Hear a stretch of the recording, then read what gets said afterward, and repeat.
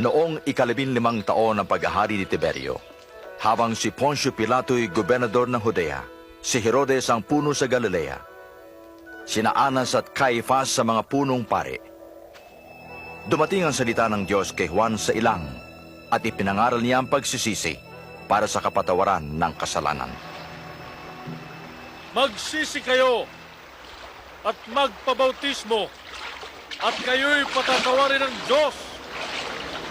Nasusulat sa aklat ni Propeta Isaias, may isang sumisigaw sa ilang, tuwirin ninyo ang daraanan ng Panginoon. Tuwirin ninyo ang kanyang daan, tatambakan ang bawat lambak, titibagin ang bawat burol at bundok. Dapat tuwirin ang mga daang liku-liko at ang mga baku-bakong daan ay dapat patagin at makikita ng lahat ang pagliligtas ng Diyos. Ano namin gagawin? Ano nga ba dapat namin gawin? Kayong mga ulupong. Anong gusto mong gawin namin? Ituro mo sa amin ang tamang daan. Ang sinumang may dalawang damit ay dapat magbigay sa taong wala nito. At ang sinumang may pagkain ay dapat magbigay din. Guro, kami maniningil ang buwis. Anong aming gagawin? Huwag kayong maningil ng sobra. At kami naman, anong dapat namin gawin? Huwag kayong mangingikil kanino man. At huwag kayong magbibintang ng walang katotohanan. Masiyahan kayo sa inyong kita.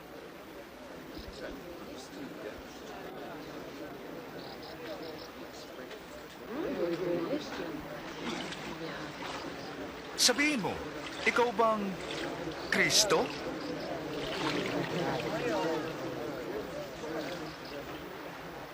Kayo ay binabautismohan ko sa tubig. Ngunit may darating na higit na dakila kaysa sa akin. Hindi ako karapat dapat na magkalag ng tali ng kanyang sandalyas. Siya ay magbabautismo sa Espiritu at sa apoy. Hawak niya ang kalaykay upang alisin ang dayami at titipunin ng trigo sa kanyang kamalig.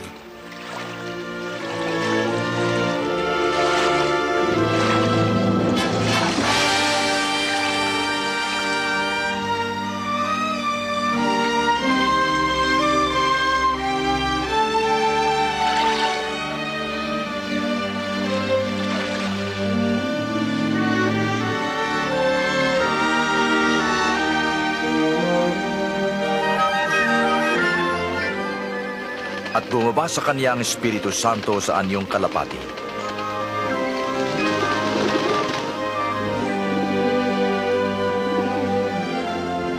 Isang tinig mula sa langit ang nagsabi, "Ikaw ang minamahal kong anak, lubos kitang kinalulugdan."